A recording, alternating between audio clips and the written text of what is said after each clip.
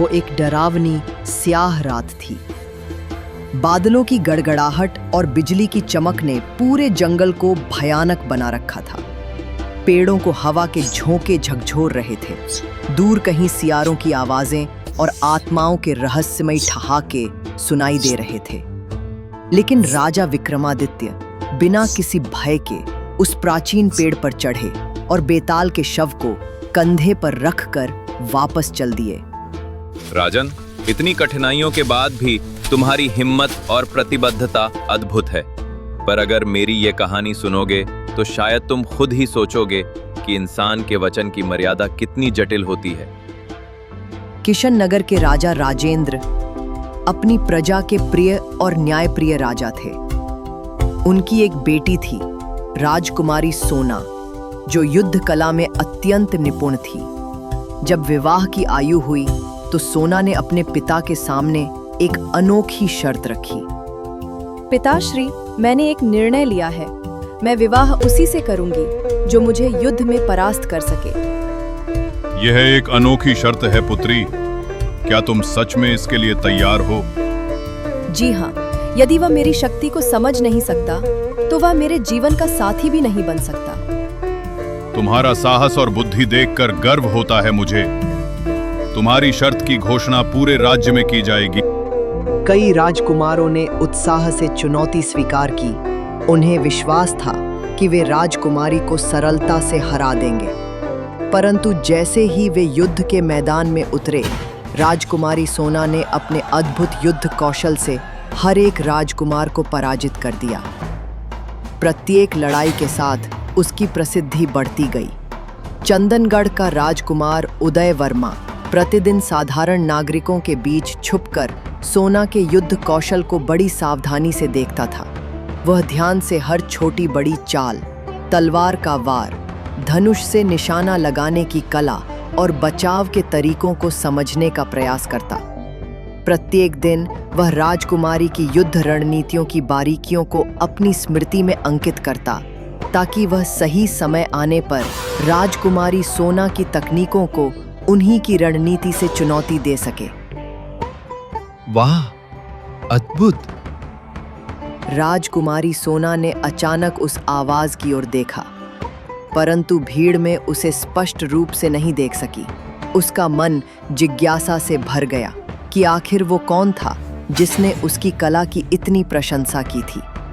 अगले दिन दरबार में राजकुमार उदय वर्मा स्वयं आगे आए और युद्ध की चुनौती दी।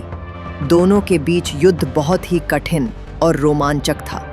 दोनों ने अपनी पूरी क्षमता से लड़ाई की। अंततः उदय वर्मा ने अपनी सूझबूझ और राजकुमारी की रणनीतियों की समझ से सोना को परास्त कर दिया। राजकुमार, आपने मुझे पराजित किया है और मैं आपकी योग्यता से प्रभावित हूँ। परंतु पहले मुझे ये जानना होगा कि क्या आप ही थे जो कल युद्ध के दौरान मेरी प्रशंसा कर रहे थे। मैंने उस आवाज को पहचानने का प्रयास किया, परंतु असफल रही। यदि आप ही थे तो कृपया मुझे बताएं। जी हाँ राजकुमारी, वो आवाज मेरी ही थी। मैंने आपकी युद्ध कला की प्रशंसा की थी क्योंकि मैं आपकी कला का विद्यार्थी बन चुका हूँ। फिर तो राजकुमार, हमारे बीच गुरु शिष्य का रिश्ता बन गया है और ये रिश्ता पवित्र और सम्माननीय होता है। इसलिए मैं आपसे विवाह नहीं कर सकती। सभा कक्ष में गहरा सन्नाटा छा गया। राजा रानी और सभी दरबारी आश्चर्यचकित होकर एक दूसरे को देखने लगे। आप सही कहती है राजकुमारी, मैं आपका शिष्य बन चुका हूँ। गुरु शिष्य का रिश्ता पवित्र होता है। मैं आपसे विवाह नहीं कर सकता। यह कहकर उदय वर्मा ने सिर झुकाया, अपनी तलवार सम्मानपूर्वक नीचे रखी और धीरे धीरे दरबार से बाहर चले गए। उनके जाते ही कुछ क्षणों के लिए पूरे दरबार में एक गहरा मौन छा गया। राजा ने रानी की ओर देखा और बोले, सोना ने जो कहा वह हमारी परंपराओं की गहराई को दर्शाता है। हाँ, और राजकुमार ने भी वही मर्यादा निभाई जो एक सच्चे योद्धा और शिष्य से अपेक्षित होती है। राजा रानी गहरी सोच में डूब गए। आज उन्होंने अपनी बेटी के निर्णय और उसके द्वारा दिखाए गए आदर्श का सम्मान करते हुए एक नया दृष्टिकोण सीखा था। राजन, क्या राजकुमारी का ऐसा कहना अहंकार था? उसने विवाह का वचन दिया था, तो फिर क्यों मना किया? नहीं बेताल, यह अहंकार नहीं था। राजकुमारी सोना ने उदय वर्मा को शिष्य रूप में देखा।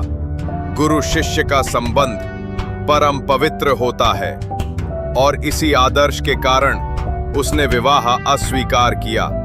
यही सच्ची गुरु शिष्य मर्यादा है। और राजा के उत्तर के साथ कहानी समाप्त हुई। बेताल एक क्षण के लिए मौन रहा, फिर एक जोरदार अट्टहास के साथ हवा में विलीन हो गया। विक्रमादित्य ने गहरी सांस ली और बिना समय गवाए फिर से उसी दिशा में चल पड़े जहां वो प्राचीन पेड़ था, ताकि एक बार फिर बेताल को पकड़ सकें और अपनी प्रतिज्ञा पूरी कर सकें। अंधेरी रात में उनके कदम फिर एक बार निर्भीकता से बढ़ने लगे। Hi friends, welcome to our magical playroom. Did you enjoy the video? Let's do something fun and spread the joy. See this glowing like button? Tap it if you had fun.